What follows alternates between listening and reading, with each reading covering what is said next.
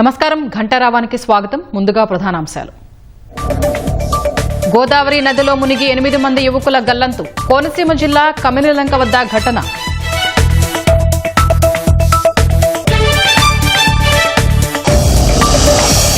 మాజీ మంత్రి కాకాణి గోవర్ధన్ రెడ్డికి 14 రోజుల రిమాండ్. క్వాడ్జ్ అక్రమ తవ్వకాల కేసులో నెల్లూరు జైలుకు తరలింపు.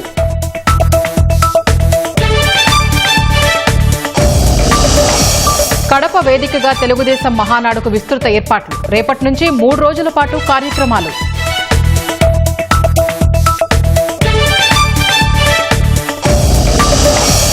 పవన్ సినిమాను ఆపే ధైర్యం ఎవరూ చేయరన్న దిల్ రాజు. ఏపీ ప్రభుత్వానికి తప్పుడు సమాచారం వెళ్లిందని వ్యాఖ్య.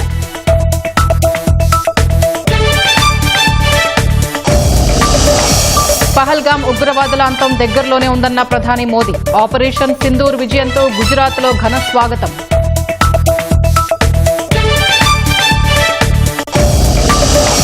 ముంబైను ముంచెత్తుతున్న కుండపోత వర్షం. లోతట్టు ప్రాంతాలు జలమయం. కొన్ని ప్రాంతాలకు రెడ్ అలర్ట్.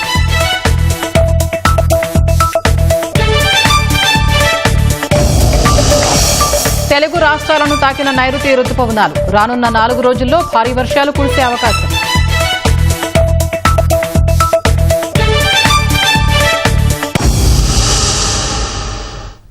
గోదావరిలో స్నానం చేస్తూ సరదాగా గడిపేందుకు వెళ్లిన 8 మంది యువకులు ప్రమాదవశాత్తు నదిలో గల్లంతైన ఘటన అంబేద్కర్ కోనసీమ జిల్లా ముమ్మిడివరం మండలం కమినిలంక వద్ద చోటు చేసుకుంది. స్థానికంగా ఓ శుభకార్యానికి విచ్చేసిన స్నేహితులు కాసేపు సేద తీరేందుకు నదికి వచ్చి ప్రమాదం బారిన పడ్డారు. నదిలో లోతుకు వెళ్లిన స్నేహితుడిని కాపాడేందుకు ఒక్కొక్కరుగా వెళ్లిన 8 మంది గల్లంతయ్యారు. అంబేద్కర్ కోనసీమ జిల్లా ముమ్మిడివరం మండలం కమినిలంక వద్ద 8 మంది యువకులు గోదావరిలో గల్లంతయ్యారు. సేరులంకలో శుభకార్యానికి వచ్చిన యువకులు 11 మంది స్నానం చేసేందుకు గోదావరిలో దిగారు. లోతైన ప్రాంతం కావడంతో 8 మంది గల్లంతు కాగా 3 యువకులు సురక్షితంగా బయటపడ్డారు. గల్లంతైన యువకులు కాకినాడ, రామచంద్రాపురం, మండపేటకు చెందిన వారుగా గుర్తించారు. యువకుల కోసం పోలీసులు, స్థానికులు గాలింపు చర్యలు చేపట్టారు. యువకుల గల్లంతుతో బాధిత కుటుంబాలు శోకసంద్రంలో మునిగాయి. శ్రీలంకలో లోపల గోదావరి ఫంక్షన్ జరిగితే అక్కడికి వచ్చాను. ఇక్కడ సరదాగా అందరం ఇలా గోదావరి రివర్ లోకి వచ్చామండి. గోదావరి వచ్చిన తర్వాత సరదాగా స్నానాలు చేస్తుంటే ఫస్ట్ రోజు కొట్టుకుని వెళ్ళిపోతున్నాడని 3 కాపాడడానికి వెళ్ళారండి. ఆ 3 కూడా కొట్టుకుని వెళ్ళిపోతున్నారండి. దాని తర్వాత ఇద్దరు కాపాడడానికి వెళ్ళారండి. అలాగే ఇంకా కొట్టుకుని వెళ్ళిపోయారండి. వాళ్ళు ఇప్పుడు కనిపించట్లేదు. మొత్తం 8 అండి.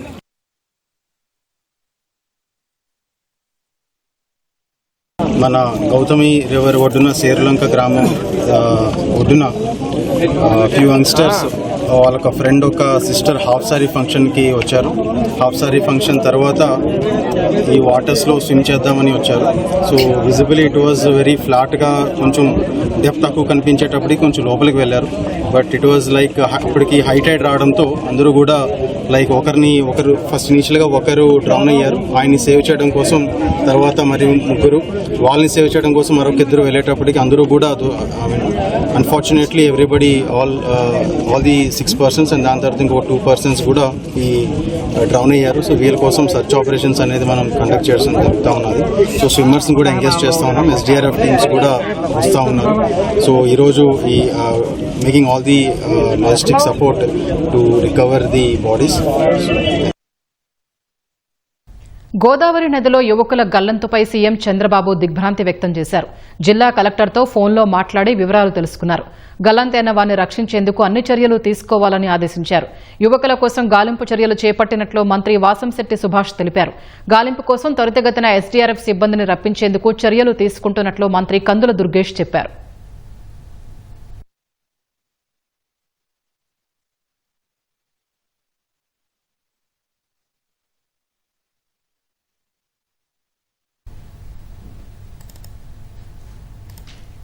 ప్రమాదంపై మరింత సమాచారం మా ప్రతినిధి సాయికృష్ణ అందిస్తారు. సాయికృష్ణ, గాలింపులో పురోగతి ఏమైనా కనిపించిందా? పోలీసులు ఏం చెప్తున్నారు? ప్రస్తుతానికైతే చీకటి పడడంతో స్థానికంగా ఇప్పటి వరకు నావల ద్వారా స్థానిక మత్స్యకారులు, కొంతమంది స్థానికుల వారంతా కూడా గాలింపు ముమ్మరంగా చేపట్టారు. పిల్లల సంగతి ఎలాంటి ఆచూకీ అయితే లభించలేదు. డాక్టర్ బిఆర్ అంబేద్కర్ కోనసీమ జిల్లా ఎస్పీ కృష్ణారావు అక్కడికి వచ్చారు. వారితో పాటు మొత్తం 4 మండలాలకు చెందిన పోలీసు అధికారులు, రెవెన్యూ సిబ్బంది ఈ మొత్తం కూడా ఈ ప్రమాదం జరిగిన ఘటనా స్థలి 4 మండలాల పరిధిలో విస్తరించి ఉంటుంది. గౌతమి, బుద్ధ గౌతమి 2 గోదావరి పరిధుల్లో మొత్తం నదీ గర్భంలో ఈ లంకలన్నీ ఉన్నాయి. కబిలి లంక వద్ద ప్రమాదం జరిగింది. చేరు లంకలో ఒక యువకుడు పోలిశెట్టి అభిషేక్ అనే అతను వారి చెల్లి సంబంధించిన ఒక ఫంక్షన్ కి వీరు శుభకార్యానికి మొత్తాన్ని వివిధ ప్రాంతాల నుంచి కూడా తన స్నేహితుల్ని పిలిచాడు. వీరంతా కూడా చాలా ఉల్లాసంగా సరదాగా ఈ కార్యక్రమంలో బంధువులతో పాటు పాల్గొన్నారు. మధ్యాహ్నం 3 గంటల సమయంలో ఒక్కొక్కరుగా గోదావరి వద్దకు ఒడ్డుకు 11 మంది వరకు చేరుకున్నారు. 11 మంది కూడా స్నానాలు దిగటం 3 గంటల సమయంలో నెమ్మదిగా నది ఒడ్డున కొంత లోతు తక్కువగా ఉండడంతో క్రమంగా లోపలికి వెళ్లడంతో ముందు 3 మునిగిపోయే పరిస్థితి ఉంది. ఆ తర్వాత వారిని కాపాడేందుకు మరో 3, ఆ తర్వాత 2, మొత్తం 8 మంది కూడా ఇలా ఒకరి తర్వాత ఒకరు నదిలో మునిగిపోయారు. మరో 3 మాత్రం సురక్షితంగా ఒడ్డుకు చేరుకున్నారు. గల్లంతైన వారిని మాత్రం పోలీసులంతా పూర్తి స్థాయిలో గుర్తించారు.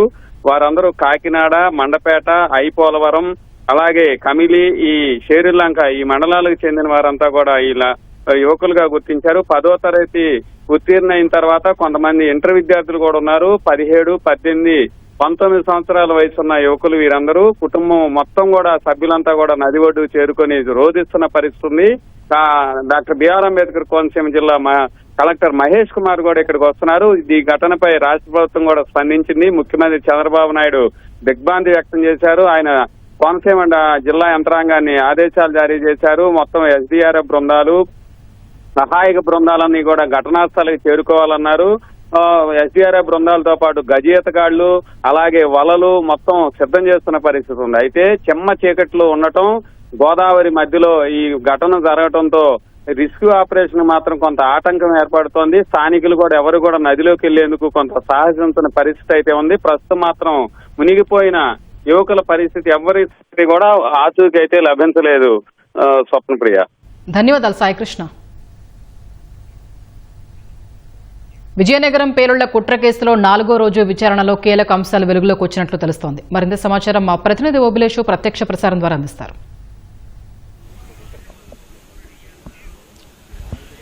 ధన్యవాదాలు స్వప్నప్రియ.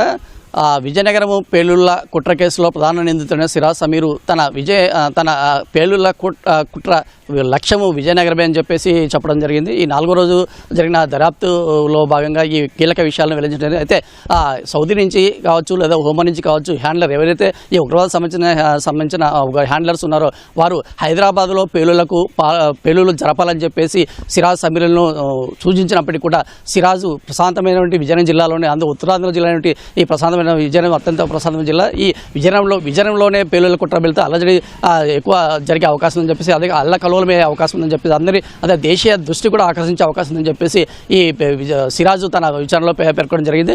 ఆ మేరకు ఈ విజయనగరంలోని 4 ప్రాంతాల్లో ఈ పేలుళ్లకు కుట్ర పని తర్వాత ఆ విధంగా రియల్ సైడ్ అయ్యడానికి కూడా సిరాజ్ సిద్ధపడిన ఈ మేరకు అమెజాన్ నుంచి పేలు పదార్థం తెప్పించుకుని ఆ పేలు పదార్థాలను తయారు చేయడానికి కూడా సిద్ధపడడంతో ఈ ఆధారాలు కూడా లభించడంతో ఈ దర్యాప్తు అధికారులు ఈ వాస్తవాలు ఎంతవరకు అని చెప్పేసి ఈ రోజు దర్యాప్తు చేయడం జరిగింది.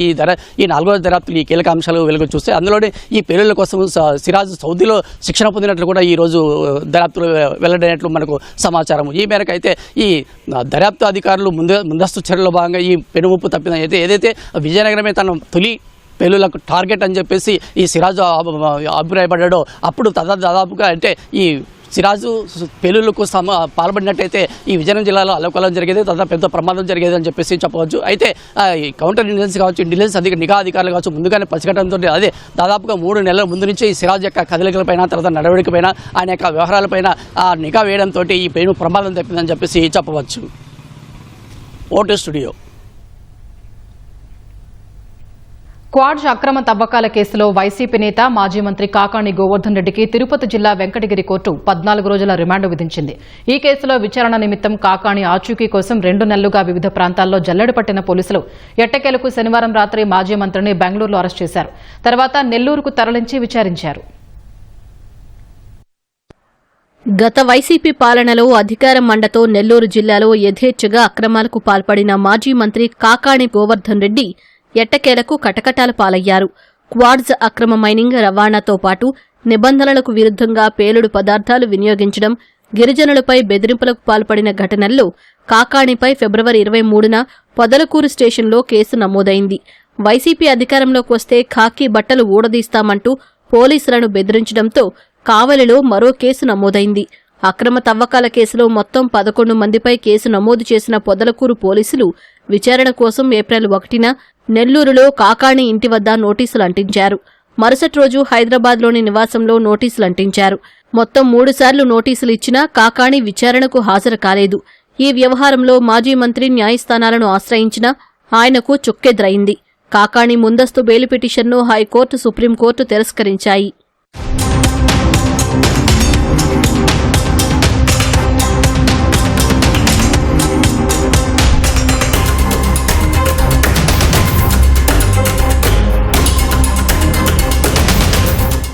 చేసిన అక్రమాలు మెడకు చుట్టుకోవడంతో మాజీ మంత్రి కాకాణి 2 నెలలుగా పోలీసులకు చిక్కకుండా పరారీలో ఉన్నారు.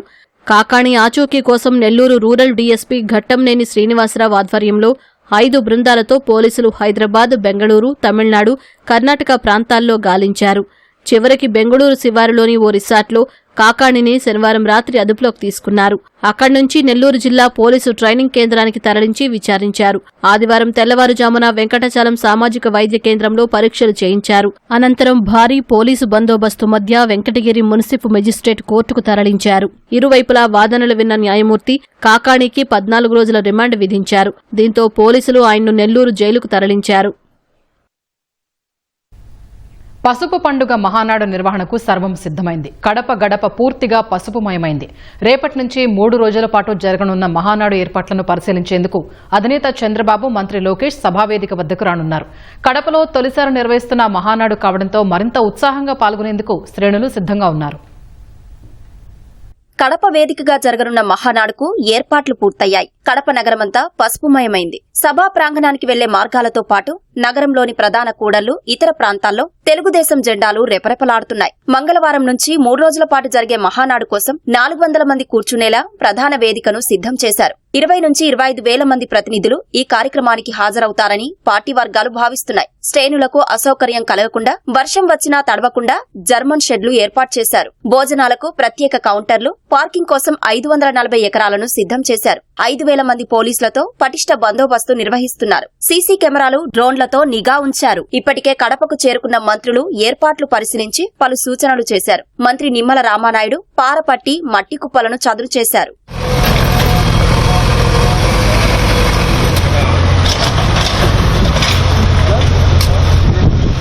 మూడు రోజులు జరిగే మహానాడులో మంగళవారం ఉదయం 11 గంటలకు సభా అధ్యక్షుడి హోదాలో చంద్రబాబు ప్రసంగిస్తారు. తర్వాత తీర్మానాలపై చర్చ ఉంటుంది. నారా లోకేష్ సూచనల మేరకు 6 సూత్రాలకు ప్రాధాన్యత ఇవ్వనున్నారు. తెలుగు జాతి విశ్వఖ్యాతి, స్త్రీశక్తి, పేదల సేవలో సోషల్ రీ ఇంజనీరింగ్, యువగలం, అన్నదాతకు అండ, కార్యకర్తే అధినేత అనే 6 అంశాలతో పార్టీకి నవతరం లుక్ తీసుకురానున్నారు. సమాజమే దేవాలయం, ప్రజలే దేవుళ్లు అనే జెండా కింద నా తెలుగు కుటుంబం అనే కాన్సెప్ట్ ను మహానాడులో తీసుకురానున్నారు.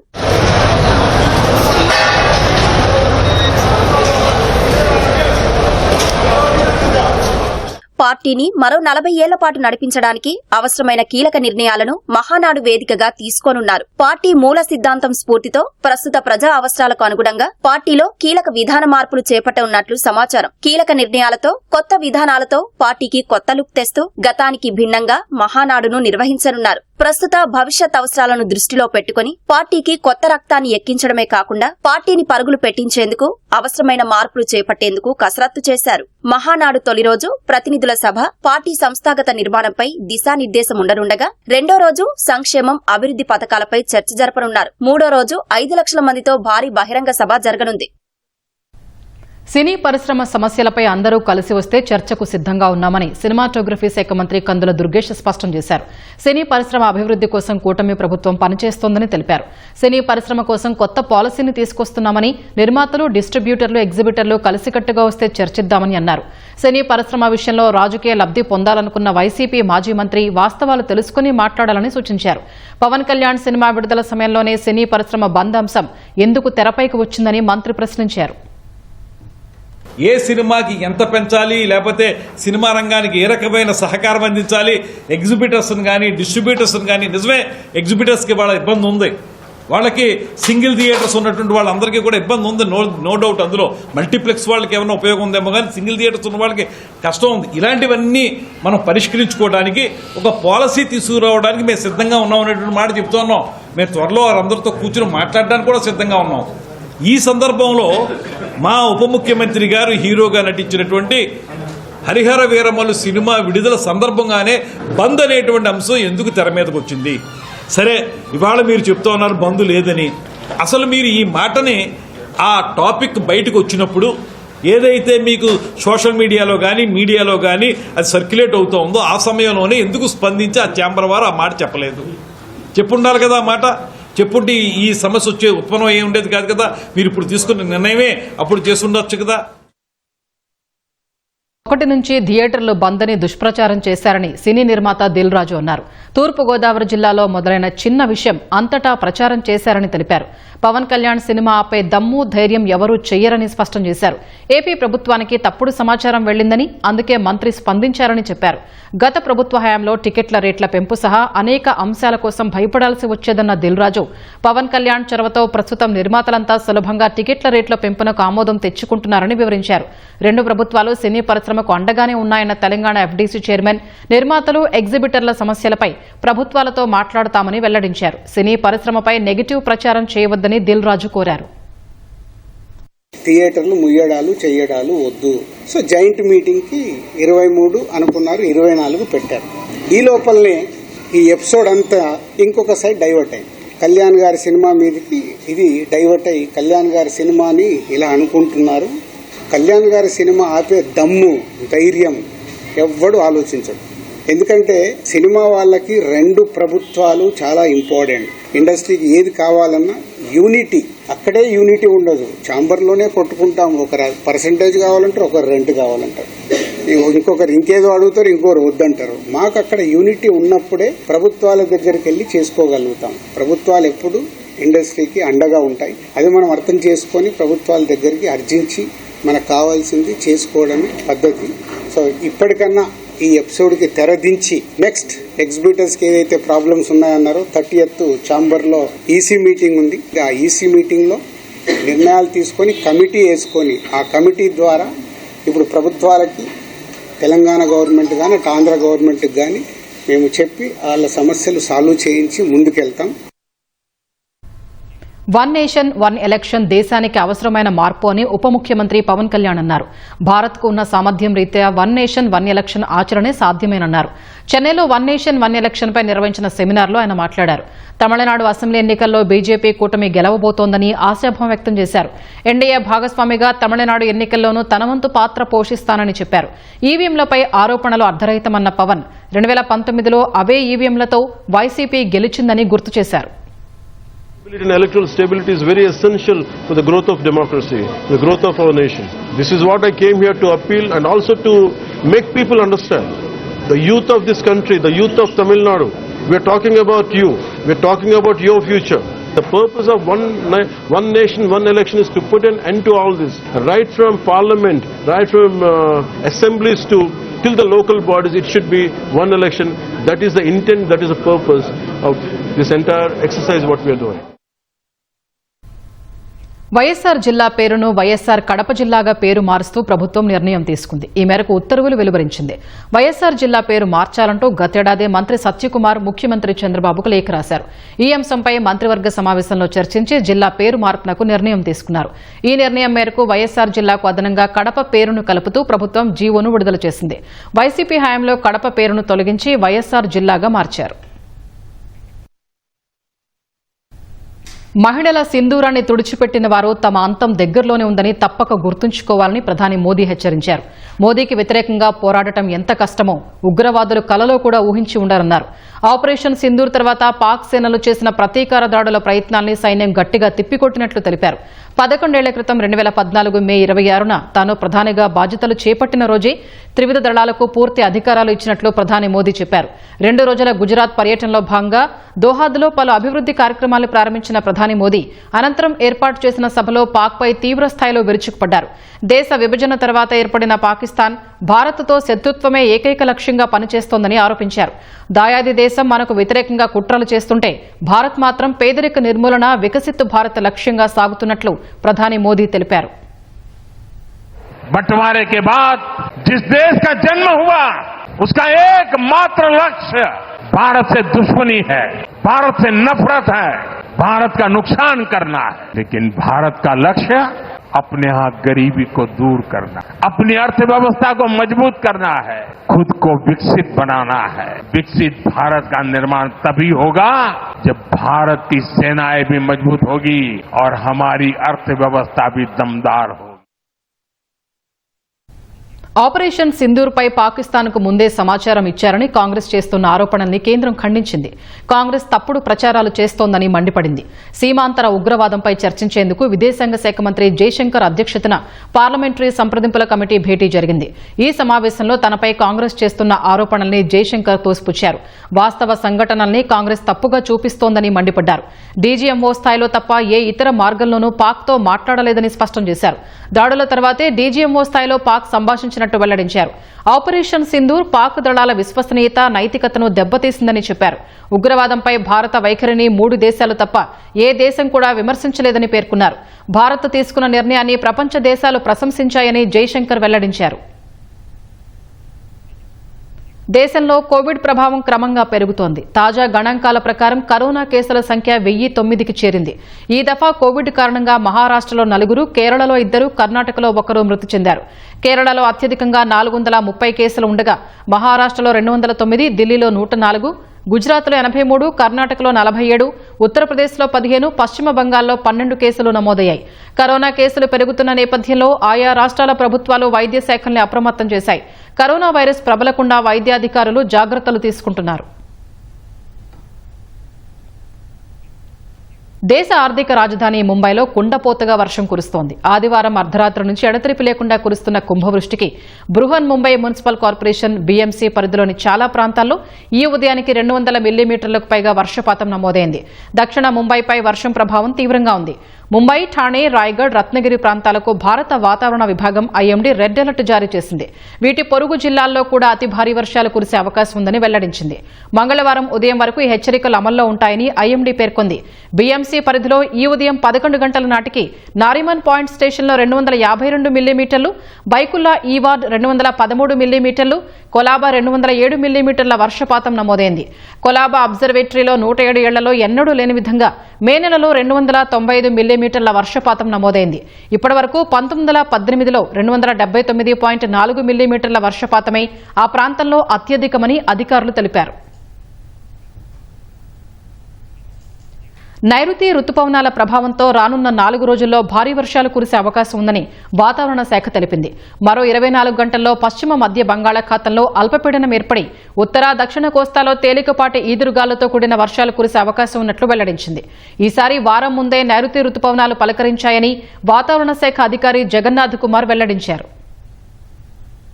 మాన్సూన్స్ లేదా నైరుతి రుతుపవనాలు దక్షిణ కోస్తా భాగం వరకు, దక్షిణ కోస్తా ఆంధ్రప్రదేశ్లోని కొన్ని భాగాల వరకు చేరుకోవడం జరిగింది.